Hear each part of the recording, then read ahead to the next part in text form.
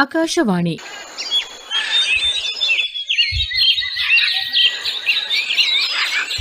ಪಕ್ಷಿ ಪ್ರಪಂಚ ವಿಶೇಷ ಕಾರ್ಯಕ್ರಮ ಸರಣಿ ಪ್ರಸ್ತುತಪಡಿಸುತ್ತಾರೆ ಶ್ರೀನಿಧಿ ಹೆಬ್ಬಾರ್.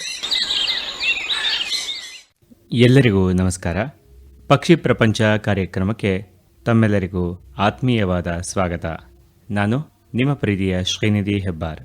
ಇಂದು ಪಕ್ಷಿಗಳ ಬಗ್ಗೆ ತಿಳಿದುಕೊಳ್ಳುವಾಗ ಒಂದು ಅಪರೂಪದ ವಿಶೇಷವಾದ ಪಕ್ಷಿಯ ಬಗ್ಗೆ ತಿಳಿದುಕೊಳ್ಳೋಣ. ನಾವು ಹೊಳೆಯ ಬದಿಯಲ್ಲಿ, ಹಳ್ಳಗಳ ದಂಡೆಯಲ್ಲಿ ಅಥವಾ ನಾಲೆಗಳ ದಂಡೆಗಳಲ್ಲಿ ಓಡಾಡುವಾಗ ಸಾಧಾರಣವಾಗಿ ಕಾಣುವಂತಹ ಭಾರತದ ಎಲ್ಲ ಭಾಗಗಳಲ್ಲೂ ಹೆಚ್ಚಾಗಿ ಕಂಡುಬರುವ ಪಕ್ಷಿಯೇ ದೊಡ್ಡ ನೀರುಕಾಗೆ ಅಥವಾ ಗ್ರೇಟ್ ಕಾರ್ಮೊರೆಂಟ್. ಈ ದೊಡ್ಡ ನೀರುಕಾಗೆ ಅಥವಾ ಗ್ರೇಟ್ ಕಾರ್ಮೊರೆಂಟ್ ಅನ್ನುವ ಪಕ್ಷಿಯನ್ನು ನೀವು ನೋಡೋದು ತುಂಬ ಸುಲಭ. ಹೊಳೆಗಳ ಬಂಡೆಗಳ ಮೇಲೆ ಅಥವಾ ಹೊಳೆಗಳ ಮಧ್ಯಭಾಗದಲ್ಲಿರುವಂತಹ ದೊಡ್ಡ ದೊಡ್ಡ ಮರದ ಟೊಂಗೆಗಳ ಮೇಲೆ ಕುಳಿತು ತಮ್ಮ ರೆಕ್ಕೆಗಳನ್ನು ಒಣಗಿಸ್ಕೊಳ್ತಾ ಕೂತಿರೋದನ್ನ ನೀವೆಲ್ಲ ಕಾಣಬಹುದು. ನೋಡೋದಕ್ಕೆ ಕಾಗೆಗಿಂತ ಸ್ವಲ್ಪ ದೊಡ್ಡದಾಗಿರುತ್ತೆ, ಹದ್ದಿಗಿಂತ ಸ್ವಲ್ಪ ಚಿಕ್ಕದಾಗಿರುತ್ತೆ. ಬಾಲದ ಪುಕ್ಕಗಳ ಮೇಲೆ ಸ್ವಲ್ಪ ಉದ್ದವಾಗಿರುವಂತಹ ಕಪ್ಪು ಬಣ್ಣದ ಸಾಲನ್ನು ಹೊಂದಿರುತ್ತೆ. ಕೆನ್ನೆ ಮತ್ತು ಕುತ್ತಿಗೆಯ ಬಳಿ ಬಿಳಿ ಬಣ್ಣದ ಪುಕ್ಕಗಳು ಇರುತ್ತೆ. ರೆಕ್ಕೆಗಳ ಅಂಚಿನಲ್ಲಿರುವ ಬಿಳಿ ಪಟ್ಟೆ ಹಾರುವಾಗ ಮಾತ್ರ ಪ್ರಧಾನವಾಗಿ ಎದ್ದು ಕಾಣುತ್ತೆ. ಗಂಡು ಹೆಣ್ಣು ಪಕ್ಷಿಗಳಲ್ಲಿ ಯಾವುದೇ ರೀತಿಯ ವ್ಯತ್ಯಾಸಗಳನ್ನು ನೀವು ಈ ಪಕ್ಷಿಯಲ್ಲಿ ಕಾಣೋದಿಲ್ಲ, ಒಂದೇ ರೀತಿ ಇರುತ್ತೆ. ಹಾಗಾಗಿ ಇದನ್ನು ನೀವು ಮೋನೋಗಾಮಸ್ ಅಥವಾ ಏಕಸಂಗಾತಿ ಪಕ್ಷಿ ಅಂತ ಗುರುತಿಸಬಹುದು. ಈ ಪಕ್ಷಿಯನ್ನು ಹಲವು ದೇಶಗಳಲ್ಲಿ ಹಲವಾರು ಹೆಸರುಗಳಿಂದ ಕರೆಯುತ್ತಾರೆ. ಉದಾಹರಣೆಗೆ ಬ್ರಿಟನ್ನಲ್ಲಿ ಕಾರ್ಮೊರೆಂಟ್, ನ್ಯೂಜಿಲೆಂಡ್ನಲ್ಲಿ ಬ್ಲ್ಯಾಕ್ ಶಾಗ್ ಅಥವಾ ಕವಾವು ಅಂತ ಕರೀತಾರೆ, ಆಸ್ಟ್ರೇಲಿಯಾದಲ್ಲಿ ಬ್ಲ್ಯಾಕ್ ಕಾರ್ಮೊರೆಂಟ್ ಅಂತ, ಹಾಗೆ ಭಾರತದಲ್ಲಿ ಗ್ರೇಟ್ ಕಾರ್ಮೊರೆಂಟ್ ಅಥವಾ ಲಾರ್ಜ್ ಕಾರ್ಮೊರೆಂಟ್ ಅಂತಲೂ ಕೂಡ ಕರೀತಾರೆ. ಹೀಗೆ ಬೇರೆ ಬೇರೆ ಹೆಸರುಗಳಿಂದ ಇದೇ ಒಂದು ಪಕ್ಷಿಯನ್ನು ಗುರುತಿಸಲ್ಪಡುತ್ತೆ. ಈ ಪಕ್ಷಿಯ ವೈಜ್ಞಾನಿಕ ಹೆಸರು ಪಾಲಾಕ್ರೋಕಾರಾಕ್ಸ್ ಕಾರ್ಬೋ. ಈ ವೈಜ್ಞಾನಿಕ ಹೆಸರಿನಿಂದ ನೀವು ಈ ಪಕ್ಷಿಯನ್ನು ಸುಲಭವಾಗಿ ಗುರುತಿಸ್ಬೋದು. ಯಾವುದೇ ದೇಶಗಳಲ್ಲಿ ಬೇರೆ ಬೇರೆ ಹೆಸರಿನಿಂದ ಕರೆದರೂ ಸಹ ವೈಜ್ಞಾನಿಕ ಹೆಸರಿನಿಂದ ನೀವು ಯಾವುದೇ ದೇಶದಲ್ಲೂ ಕೂಡ ಅಥವಾ ಯಾವುದೇ ಪ್ರದೇಶಗಳಲ್ಲೂ ಕೂಡ ಪಕ್ಷಿಯನ್ನು ಸುಲಭವಾಗಿ ಗುರುತಿಸೋದಕ್ಕೆ ಸಾಧ್ಯವಾಗುತ್ತೆ. ಇವುಗಳಲ್ಲಿ ಪ್ರಮುಖವಾಗಿ ವಿಶೇಷವಾದಂತಹ 6 ಉಪಜಾತಿಗಳನ್ನು ಗುರುತಿಸಿದ್ದಾರೆ ಇಲ್ಲಿವರೆಗೂ. ಅದರಲ್ಲಿ ಮೊದಲನೇದು ಅಟ್ಲಾಂಟಿಕ್ ನೀರುಕಾಗೆ, ಎರಡನೇದು ದೊಡ್ಡ ನೀರುಕಾಗೆ, ಮೂರನೇದು ಜಪಾನಿನ ದೊಡ್ಡ ನೀರುಕಾಗೆ, ನಾಲ್ಕನೇದು ಮೊರೊಕನ್ ನೀರುಕಾಗೆ, ಐದನೇದು ಬಿಳಿ ಎದೆಯ ನೀರುಕಾಗೆ, ಆರನೇದು ಕಪ್ಪು ಶಾಗ್ ಅಥವಾ ಕವಾವು ಅಥವಾ ಮಾವೋರಿ ಅಂತ ಕರೆಯುವಂತಹ ಆಸ್ಟ್ರೇಲಿಯಾ ದೇಶದ ಪಕ್ಷಿ. ಚಪ್ಪಟೆ ಆಕಾರದ ದಪ್ಪವಾದ ಕೊಕ್ಕನ್ನು ಹೊಂದಿರುತ್ತೆ. ವಿಶೇಷವಾಗಿ ಇವುಗಳ ಕಾಲಿನಲ್ಲಿ 4 ಬೆರಳುಗಳಿರುತ್ತೆ. ಅವುಗಳ ಮಧ್ಯೆ ಇರುವಂತಹ ಸಂಧಿಗಳಲ್ಲಿ ಒಂದಕ್ಕೊಂದು ಸಂಪರ್ಕ ಹೊಂದಿರುವಂತಹ ಜಾಲಬಂಧವನ್ನು ಹೊಂದಿರುತ್ತೆ. ಅಥವಾ ಇದನ್ನು ಜಾಲಪಾದ ಅಥವಾ ಟೋಟಿ ಪಾಲ್ಮೇಟ್ ಅಂತ ನಾವು ವೈಜ್ಞಾನಿಕ ಭಾಷೆಯಲ್ಲಿ ಕರಿಬಹುದು. ನೀರಿನಲ್ಲಿ ಮೀನನ್ನು ಹಿಡಿಯೋದರಲ್ಲಿ ಬಹಳ ನಿಷ್ಣಾತವಾದಂತಹ ಪಕ್ಷಿ ಕರೆಯೋದಕ್ಕೆ ಖಂಡಿತ ಸಾಧ್ಯವಾಗುತ್ತೆ. ಏಕಾಂಗಿಯಾಗಿ, ಗುಂಪಾಗಿ ಇವು ಮೀನನ್ನು ಬೇಟೆಯಾಡೋದನ್ನು ನೀವೆಲ್ಲ ಹೊಳೆಯ ಬದಿಗಳಲ್ಲಿ ಅಥವಾ ನಾಲೆಗಳ ದಂಡೆಗಳಲ್ಲಿ ಕುಳಿತು ನೋಡಬಹುದು. ಇದು ನೀರಿನ ಹಕ್ಕಿಯಾಗಿರದೆ ಆದರೂ ಕೂಡ ಇದರ ಪುಕ್ಕಗಳಿಗೆ ಯಾವುದೇ ರೀತಿಯ ಜಲ ನಿರೋಧಕವಾದಂತಹ ಶಕ್ತಿ ಇರೋದಿಲ್ಲ.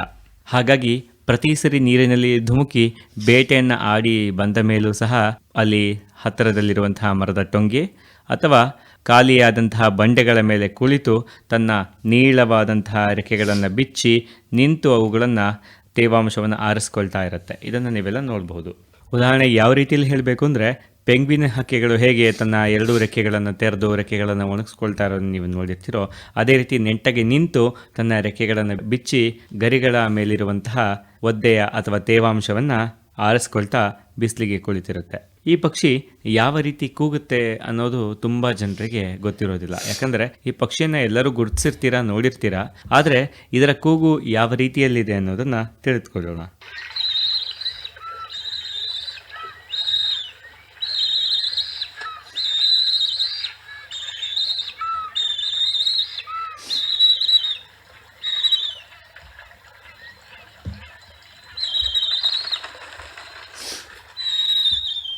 ಕೇಳಿದ್ರಲ್ಲ, ಪಕ್ಷಿ ಹಾರ್ತಾ, ಕೂಗ್ತಾ, ಬೇಟೆಯಾಡ್ತಾ, ಗುಂಪಾಗಿ ಕುಳಿತು ಹಾರುವ ಶಬ್ದದಿಂದ ಹಿಡಿದು ಅದರ ಕೂಗನ್ನು ಸುಲಭವಾಗಿ ಗುರುತಿಸಬಹುದು. ಹೊಳೆಯ ದಂಡೆಗಳಲ್ಲಿ ಈ ಥರದ ಹೆಚ್ಚಾಗಿ ಗುಂಪಾಗಿ ಕುಳಿತು ರೆಕ್ಕೆಯನ್ನು ಒಣಗಿಸ್ಕೊಳ್ತಾ ಈ ರೀತಿಯ ಶಬ್ದವನ್ನು ಮಾಡ್ತಾ ಇರುತ್ತೆ. ಇನ್ನು ಆಹಾರವನ್ನು ನೋಡೋದಾದ್ರೆ ಪ್ರಮುಖವಾಗಿ ಮಾಂಸಾಹಾರಿ ಪಕ್ಷಿ ಅಂತ ಕರಿಬಹುದು. ಪ್ರಧಾನ ಆಹಾರವಾಗಿ ಸಿಹಿ ನೀರಿನ, ಹೊಳೆಯ ಅಥವಾ ಸಮುದ್ರದ ಮೀನುಗಳನ್ನ ಸೇವಿಸುತ್ತೆ. ಸಾಂದರ್ಭಿಕವಾಗಿ ಅಂದ್ರೆ ಕೆಲವು ಸಂದರ್ಭಗಳಲ್ಲಿ ಏಡಿ, ಕಪ್ಪೆ, ಶಂಖದ ಹುಳ ಮುಂತಾದವುಗಳನ್ನು ಕೂಡ ಸೇವಿಸುತ್ತೆ. ಈ ಪಕ್ಷಿ ಸಣ್ಣ ಮತ್ತು ಮಧ್ಯಮ ಗಾತ್ರದ ಮೀನುಗಳನ್ನು ಹೆಚ್ಚಾಗಿ ಸೇವಿಸುತ್ತೆ. ಕೆಲವು ಉಲ್ಲೇಖಗಳ ಪ್ರಕಾರ 1.5 kg ತೂಕದ ಮೀನನ್ನು ಕೂಡ ಒಂದೇ ಬಾರಿಗೆ ನುಂಗುವಂತಹ ಸಾಮರ್ಥ್ಯವನ್ನು ಹೊಂದಿದೆ.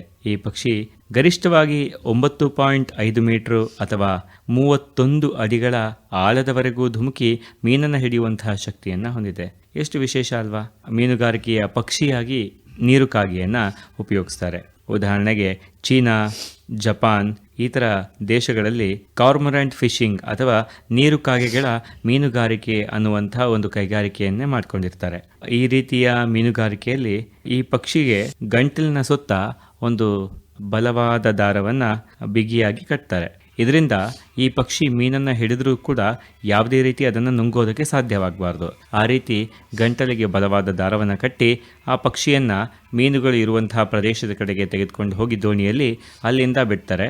ಈ ಪಕ್ಷಿ ಮೀನನ್ನು ಗುರುತಿಸಿ ಹಿಡಿಯೋದ್ರಲ್ಲಿ ನಿಷ್ಣಾತವಾಗಿರೋದ್ರಿಂದ ಧುಮುಕಿ ನೀರೊಳಗೆ ಹೋಗಿ ಮೀನನ್ನು ಹಿಡ್ಕೊಂಡು ಬಂದು ಮತ್ತೆ ಆ ದಂಡೆಯಲ್ಲಿರುವಂತಹ ತನ್ನ ಮಾಲೀಕನ ದೋಣಿಯ ಮೇಲೆ ಬಂದು ಕೂತ್ಕೊಂಡಾಗ ಅದರ ಗಂಟ್ಲಿಗೆ ದಪ್ಪವಾದಂತಹ ಬಿಗಿಯಾದ ದಾರ ಕಟ್ಟಿರೋದ್ರಿಂದ ಆ ಮೀನನ್ನು ನುಂಗೋದಕ್ಕಾಗೋದಿಲ್ಲ. ಈ ಮೀನುಗಾರರು ಏನ್ ಮಾಡ್ತಾರೆ, ಅದರ ಬಾಯನ್ನ ಬಲವಂತವಾಗಿ ಬಿಡಿಸಿ ಅದರ ಬಾಯಿನಲ್ಲಿರುವಂತಹ ಮೀನನ್ನ ಹಿಡಿದು ತಮ್ಮ ಬುಟ್ಟಿಗೆ ಹಾಕಿಕೊಳ್ತಾರೆ. ಎಷ್ಟು ಒಂದು ಮಾನವೀಯತೆ ಇಲ್ಲದೆ ಇರುವಂತಹ ಕೆಲಸವನ್ನ ಮನುಷ್ಯರು ಮಾಡ್ತಾ ಇದ್ದಾರೆ ಅಲ್ವಾ? ಪಕ್ಷಿಗಳು ತಾವು ಹಿಡಿದಂತಹ ಆಹಾರವನ್ನ ತಮಗೆ ಸಿಗಬೇಕು ಅಂತ ತಮ್ಮ ಆಹಾರವನ್ನು ಹಿಡಿದ್ರೆ ಅದರಲ್ಲಿ ನಾವು ಅದರಿಂದ ಬಲಪ್ರಯೋಗದಿಂದ ಅದರ ಆಹಾರವನ್ನು ಕಿತ್ಕೊಳ್ತಾ ಇದ್ದೀವಿ ಅಂತ ಇದನ್ನು ನೋಡಿದಾಗ ಖಂಡಿತ ಅನಿಸುತ್ತೆ. ಹಾಗಾಗಿ ಈ ಪಕ್ಷಿಗಳು ಮೀನನ್ನು ಹಿಡಿದು ಮೇಲ್ ಬಂದು ವಾಪಸ್ ಮೀನನ್ನು ಮನುಷ್ಯ ತೆಗೆದುಕೊಂಡಾಗ ಅಥವಾ ಮೀನುಗಾರ ತೆಗೆದುಕೊಂಡ್ರೆ ಈ ಪಕ್ಷಿ ಮತ್ತೆ ವಾಪಸ್ ಹೋಗಿ ಹಿಡಿಬೇಕಲ್ಲ, ಅದಕ್ಕೊಂದು ಆಮಿಷವನ್ನು ಒಡ್ತಾನೆ. ಪ್ರತಿ ಸರಿ ಮೀನನ್ನು ಹಿಡಿದು ಬಂದು ಅಂದ್ರೆ ಪ್ರತಿ 8ನೇ ಬಾರಿಯ ಮೀನನ್ನ ಆ ಪಕ್ಷಿ ತಿನ್ನೋದಕ್ಕೆ ಕೊಡ್ತಾನೆ. ಹಾಗಾಗಿ 8ನೇ ಬಾರಿ ಹಿಡಿದಂಥ ಮೀನನ್ನು ಪಕ್ಷಿ ನನಗೆ ಸಿಗುತ್ತೆ ಅಂತ ಗೊತ್ತಾಗಿದ್ದರಿಂದ 7 ಬಾರಿ ಮೀನನ್ನು ಹಿಡಿಯುತ್ತೆ.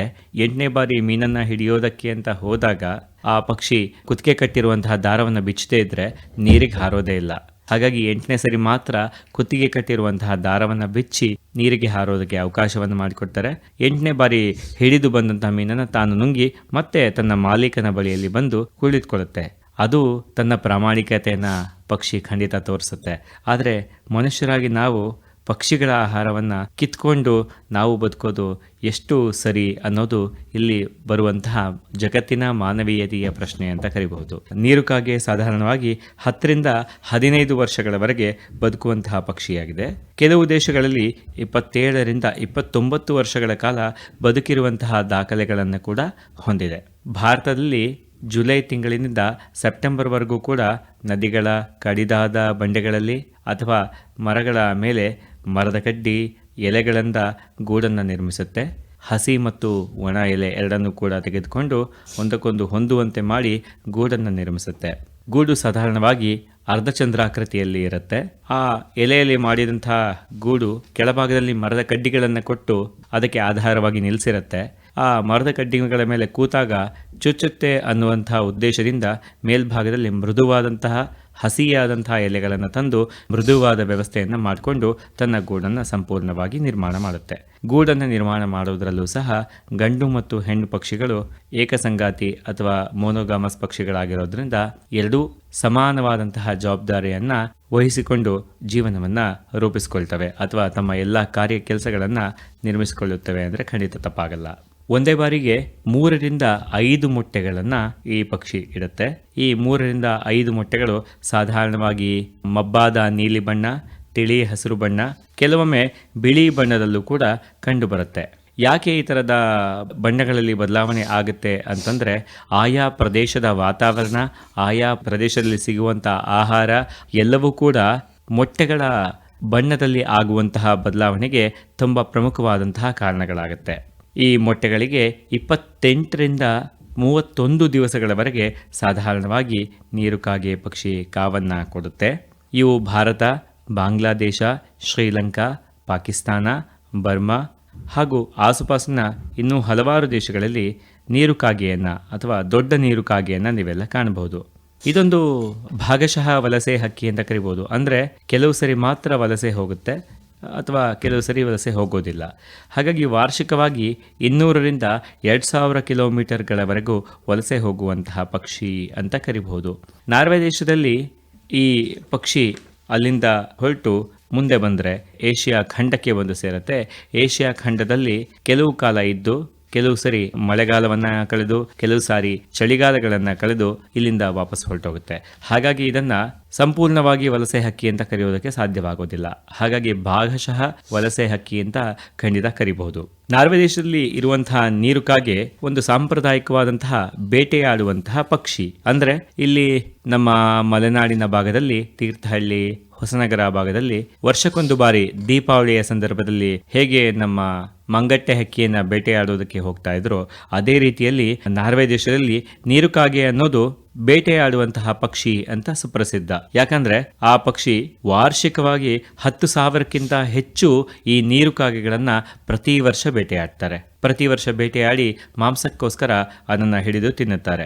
ಆದರೆ ಒಂದೇ ದೇಶದಲ್ಲಿ ಎಷ್ಟೊಂದು ವಿಚಿತ್ರಗಳು ಇದೆ ನೋಡಿ. ದಕ್ಷಿಣ ನಾರ್ವೆಯಲ್ಲಿ ಈ ರೀತಿಯ ಒಂದು ವ್ಯವಸ್ಥೆ ಇದ್ರೆ, ಉತ್ತರ ನಾರ್ವೆಯಲ್ಲಿ ನೀವು ನಂಬೋದಕ್ಕೆ ಸಾಧ್ಯವಾಗೋದಿಲ್ಲ.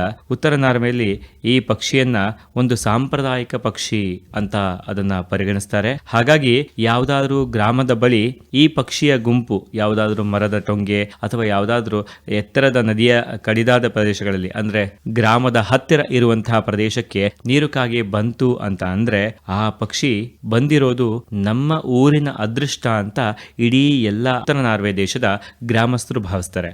ಹಾಗೆ ಭಾವಿಸೋದಕ್ಕೂ ಕೂಡ ಒಂದು ವಿಶೇಷವಾದಂತಹ ಅರ್ಥ ಇದೆ. ಉತ್ತರ ನಾರ್ವೆಯಲ್ಲಿ ಸತ್ತಿರುವಂತಹ ಮನುಷ್ಯರು ತಮ್ಮ ಊರಿಗೆ ಯಾವುದಾದ್ರೂ ಒಂದು ರೀತಿ ಮತ್ತೆ ತಮ್ಮ ಊರಿಗೆ ವಾಪಸ್ ಬರಬೇಕು ಅಂದ್ರೆ ಅದು ನೀರುಕಾಗೆಯ ಮುಖಾಂತರವಾಗಿ ಮಾತ್ರ ಅಂತ ಅವರ ಪುರಾಣಗಳಲ್ಲಿ ಉಲ್ಲೇಖ ಇದೆ ಅಂತ ಹೇಳಿ ಯೋಚನೆಯನ್ನ, ತಮ್ಮ ನಂಬಿಕೆಯನ್ನ ಬಲಪಡಿಸಿಕೊಂಡಿದ್ದಾರೆ. ಹಾಗಾಗಿ ತಮ್ಮ ಹಿರಿಯರು ಸತ್ತು ತಮ್ಮನ್ನ ನೋಡಲು ನೀರುಕಾಗೆಯ ಮುಖಾಂತರವಾಗಿ ತಮ್ಮ ಗ್ರಾಮಕ್ಕೆ ಬಂದಿದ್ದಾರೆ ಅಂತ ಪರಿಗಣಿಸ್ತಾರೆ. ಹಾಗಾಗಿ ಆ ಪಕ್ಷಿಯನ್ನ ಬೇಟೆಯಾಡೋದನ್ನ ಸಂಪೂರ್ಣವಾಗಿ ಉತ್ತರ ನಾರ್ವೆ ದೇಶದಲ್ಲಿ ನಿಷೇಧಿಸಿದ್ದಾರೆ. ಆದರೆ ದಕ್ಷಿಣ ನಾರ್ವೆ ದೇಶದಲ್ಲಿ ಜಗತ್ತಿನ ಅತ್ಯಂತ ಹೆಚ್ಚು ನೀರುಕಾಗೆಗಳನ್ನ ಬೇಟೆಯಾಡೋದು ದಕ್ಷಿಣ ನಾರ್ವೆಯಲ್ಲಿ. ಒಂದೇ ದೇಶ, ಹಾಗೆ ಇರುವಂತಹ ಪಕ್ಷಿಗೆ ಕೊಡುವಂತಹ ಪ್ರಾತಿನಿಧ್ಯ ಮತ್ತು ಪಕ್ಷಿಗೆ ಕೊಡ್ತಿರುವಂತಹ ಗೌರವದಲ್ಲಿ ಎಷ್ಟು ವ್ಯತ್ಯಾಸಗಳು ಇದೆ ಅನ್ನೋದನ್ನ ನಾವೆಲ್ಲ ಇದರಲ್ಲಿ ಕಾಣಬಹುದು. ನೀರುಕಾಗೆ ವಿಶೇಷವಾದಂತಹ ಒಂದು ಪಕ್ಷಿ. ಯಾಕಂದ್ರೆ ನೀರಿನಲ್ಲಿರುವಂತಹ ಮೀನು ಮತ್ತೆ ಹಲವಾರು ಉಭಯವಾಸಿ ಜೀವಿಗಳು ಅಂತ ಏನ್ ಕರಿತೀವಿ, ಈ ಉಭಯವಾಸಿ ಜೀವಿಗಳ ಮೇಲೆ ತನ್ನದೇ ಆದಂತಹ ಪ್ರಭುತ್ವವನ್ನ ಹೊಂದಿದೆ. ಪ್ರಭುತ್ವ ಅಂತಂದ್ರೆ ಒಂದು ಜೀವನ ಚಕ್ರವನ್ನ ಹೊಂದಿದೆ ಅಂತ ಖಂಡಿತ ಹೇಳ್ಬೋದು. ಯಾಕಂದ್ರೆ ಆ ಒಂದು ನೀರುಕಾಗೆ ಪಕ್ಷಿ ಇಲ್ಲ ಅಂತಂದ್ರೆ ಹಲವಾರು ಉಭಯವಾಸಿ ಜೀವಿಗಳ ಸಂಖ್ಯೆ ಹೆಚ್ಚಾಗತ್ತೆ.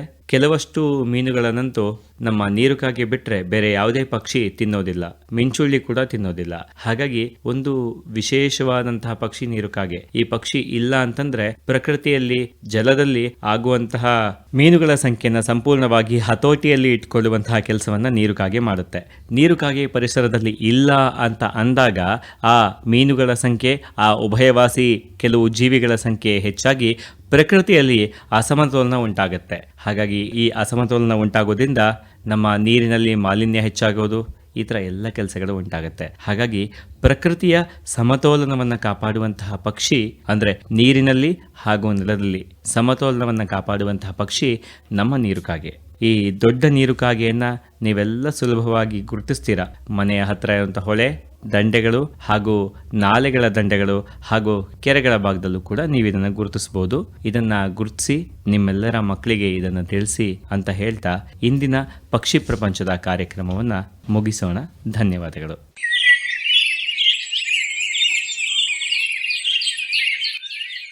ಪಕ್ಷಿ ಪ್ರಪಂಚ ವಿಶೇಷ ಕಾರ್ಯಕ್ರಮ ಸರಣಿ ಕೇಳಿದಿರಿ. ಪ್ರಸ್ತುತಪಡಿಸಿದವರು ಶ್ರೀನಿಧಿ ಹೆಬ್ಬಾರ್.